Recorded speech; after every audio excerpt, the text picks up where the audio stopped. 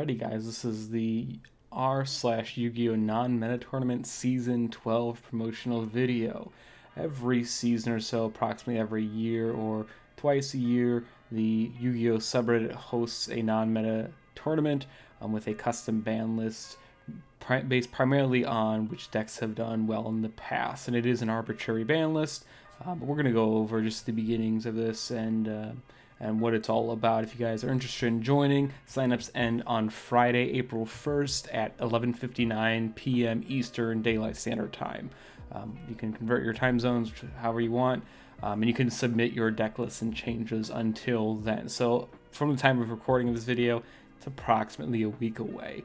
I'm going to have this thread listed in the description below. You can check it out here as well as some of the other resources we have there. So basically the non-meta tournament is to play just an alternate format because a lot of people dislike the current format, which is fine. There's free entry, a bunch of prizes, and you can use both Dueling Book, Edo Pro, like Dueling Nexus if your opponent agrees, anything like that. And then you usually play a match every 3 days or so, and the Swiss rounds, which are usually between 6 and 8 rounds, last approximately a month. We're going to have featured matches uploaded to OzoneTCG. Previously, it was Frozen Card Gaming, shoutouts to them. However, this year they are not doing it. We're going to have it on Ozone instead. And then you guys will see the custom ban list. I'll go over that in just a second. We're not going to really get into any kind of theory or anything what's good. I just wanted to show what the ban list is in this video. Basically, you know, it's been going on for a while. It's been going on for about 6 or 7 years. At this point, a lot of it was pre-links or using before the Master Rule 2020 changes. But it is an open entry tournament. You don't have to pay a fee or anything to play in this at all. And it uses the February 2022 Forbidden Limited list. This exclusion list, which is the custom portion of it, we can take a look at that in a second. You are locked for the entire tournament after round, once you're round, it's just like a regular tournament. You know, you can't change your list in the middle of it. So after round 1, you can't make any changes. If you play anything like that. And then, like I said, each round is 3 days, and then it's extended to 4 if there are at least 1/4 or 25% of the matches are unfinished. So if there's like a holiday, say in the US or anything, sometimes they'll extend the rounds. It's happened in the past. You guys will see the notifications for this both on the r/Yu-Gi-Oh! Subreddit, in the r/Yu-Gi-Oh! Subreddit Discord server, and on r/Yugioh Tournaments. And there will be mentions if you want. The tournament organizer, Simon, is very good at making sure everyone knows what's going on, and he's really good about communication.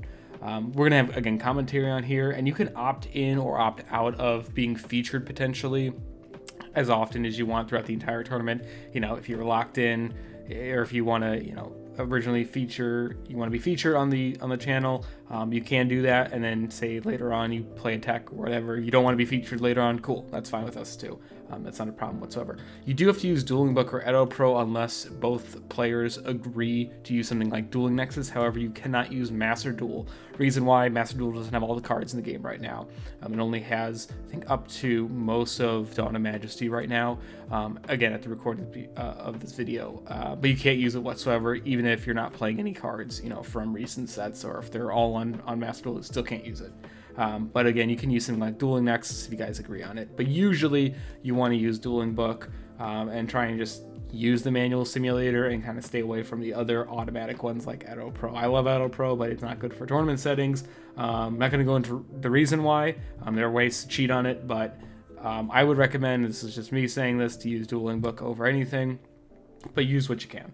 And you need to have proof of it because they're going to ask for proof for all 3 games or potentially more games depending on anything like that. And it uses the TCG rule set using the April 2020 revisions.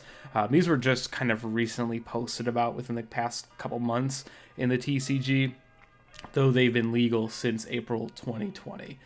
You also need to play on the TCG simultaneous effects go on chain rulings on Edo Pro. There's a little button you can tick.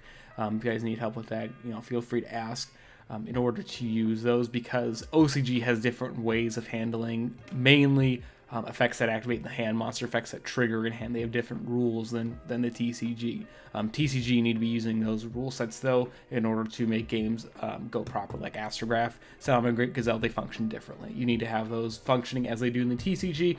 Again, another reason why I recommend to use Dueling Book. Even on the thread it says it's recommended to use Dueling Book. And then if there's any discrepancies at all, if there are any discrepancies with rulings, interactions, anything like that, you can ping a non-meta tournament judge on the Discord server. If you're on there, and it's highly recommended to join that Discord server, just to make it easier, because there are a bunch of players. It's the biggest Yu-Gi-Oh subreddit server, or excuse me, biggest Yu-Gi-Oh Discord server on Discord. It is the biggest one there. I think there are like at least 20,000, 30,000 or more people on there. But you need to be on there. It's preferred to be on there. You can also use Reddit to communicate with your opponent, or just Discord on its own. And then if you are inactive, you do forfeit the round during that duration of the round, but there are no like additional penalties or anything. And then if you miss a round, you need to let Simon know, just that you're not going to be able to make it. Again, if you are inactive for a second round, though, you're dropped. That's unfortunately how it has to go. It's just for pairings, though. Otherwise, it does mess with pairings and tiebreakers. That's the reason why. The biggest thing is that it's going to be for scoring and prizing.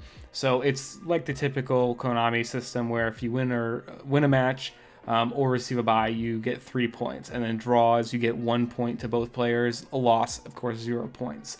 So usually top cut is 16 or 32 players, depending on how many there are. And then the deck choices we made public for Top Cut, but not the deck lists. So we'll have that breakdown information. We're gonna have one of the users, Bear, go ahead and make charts for that, just showing which decks are represented in the entire thing, just so you guys know with Top Cut too. This is a really interesting way of having this done before Top Cut's played out. And then there are prizes. So again, it's free entry. So at worst you're just playing worst decks in the current meta. Prizing. So currently they're working on finalizing the prizing. Simon is with some of these companies and third parties, but as of right now, it looks like there's going to be an Ultimate Guard Ammonite backpack. There's a black and red one from 2020, and it's exclusive. It retails for about $180. It's a pretty nice like camera bag, it looks like, and it looks nice. I'm assuming that's going to be the first place. And then the second place, I assume, again, is going to be a gem Bintech Book of Moon binder. They're really nice. It looks like Book of Moon with a 9-pocket page, so 3x3, 20 of those in there. And then the third place or fourth place, anything like that, it's going to be an Amabi playmat and the sealed card that was from remote YCS a few months ago, as well as an F-Zero Utopic Draco Future, I assume the ultra rare version of the collector's rare. You'll have to make arrangements for alternate prizing, though, if you are outside of the U.S., something like that. But it really depends on how the EU works, or anyone outside the U.S., particularly in European Union. So only cards that have been in the TCG market as of April 1st, 2022 will be allowed. So something you cannot use is like the Albaz Strike Structure deck. Even though those cards will come out in the middle of the tournament, you can't use them at all because the deck lists have to be submitted beforehand. The DD Divine Zero King Rage will be allowed, even though I don't think it's illegal in Europe currently.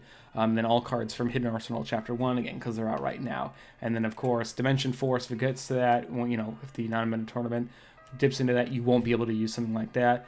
As well as cards like Tomb of the Pharaoh, it's a speed dual card, you can't use that. So we're going to go ahead and take a look at the Forbidden and Limited list for the non-meta, the exclusion list specifically, and just kind of see what's been hit, especially because of the top fours from previous tournaments. It's not really a balanced decision at all. That's the one thing that trips a lot of people up. This is not for balance. This is based solely on the data that's happened in the past. So a lot of powerful cards for certain themes have been hit as a result of performing well in previous tournaments. This is, again, to make sure that new decks are coming in. A lot of people are theorizing with those things, and to make sure that those FTK decks and pseudo FTK decks and hand loop decks are rejected, and those will be rejected. Anything like something like Kali Yuga, you can't use. Just the deck. So there was like an Orcus deck a couple years ago that just made Kali Yuga as well as some interruption. You can't use that. And that's part of the discretion, just to make sure that there are some decks that can do it and a lot that don't. Again, just to make sure that it's more fair as a non-meta deck, because there are more non-meta decks than meta decks, unfortunately. But we're going to go ahead and go over here. And so this is the finalized list. It's not a discussion, unfortunately. There's no changing it now, but this is it. Let's go ahead and take a look at it. Alrighty. And so here we have all of the forbidden cards. You guys can see, again, I'm going to link this in the description below, just so you guys can take a look at it. We're going to go through the entire list of what is legal, and it's all forbidden. You know, anything that's hit on here is forbidden. Yeah, there's nothing, as far as I know, let's see. Yeah, nothing is limited, looks like. It's gonna take a, yeah, so it's only forbidden hits. So you can't play any of these cards at all. Alrighty, let's go and take a look at it. Right, of Aramesir, Altergeist Multi-Faker, DDD Abyss King, Gilgamesh, the Link Monster, Oviraptor, Ecclesia, Maximus, Nadir Servant, Rocket Tracer, Striker Dragon, Chaos Space, Meteona Strytron, Eldritch the Golden Lord, Fluon Raisin, Eglin, Fluon Raisin, and Rabana, Ignister Island, Invocation, Mech Knight, Purple Nightfall, Phantom Knights of Torn Scales, Phantom Knights Fogblade, Whitebeard, the Planet Patrol Helm, Prankid's Dodo Doodle Doo, Meow Meow Mew, and Silent Lane Great Sunlight Wolf, Kagari Shizuku, Moye Taya, Sword Souls, of course, Tenyu Spirit Ashuna, Tri-Brigade Nerval, Tri-Brigade Revolt, Mahime Lulu, and Virtual World Gate Qinglong. And then from the performance in the last non-meta tournament, number 11, is the Brutal Dozer, Infinitrack Brutal Dozer, Machina Citadel, Servant of Endymion, and Mutant M05.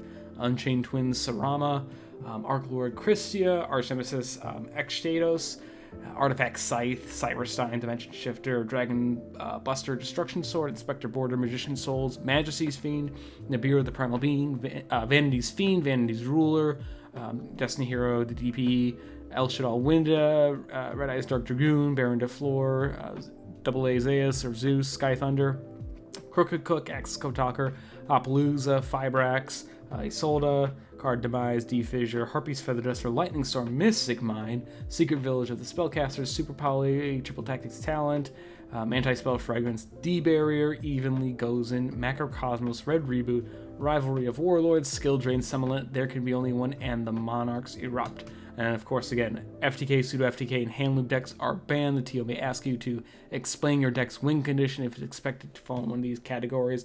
So some decks, again, Caliuga, something like that, you can't have that in this. And it's, again, up to Simon entirely to decide if your deck is legal. Remember, any cards that have been released in the TCG up to April 1st, 2022 will be legal. Anything afterwards will not. Keep that in mind when you guys submit your deck list. Let me know what you guys think in the comment section below. If you guys have any questions, please feel free again to make a comment, because I am in direct contact with Simon and everyone else running the tournament. We're going to have the feature matches on here. Yeah, this is it. I'm excited to see, what does well in this tournament. I think there are a lot of strikingly good decks that haven't been hit whatsoever. I'm not going to, again, get into any discussion about it, but we're going to go ahead and see that with the feature match. Sean and I are most likely going to be discussing this. Potentially even Nick will be on a feature match at one point commentating. But yeah, let me know what you guys think. And this is Eric with OzoneTCG. I'll see you guys in the next one.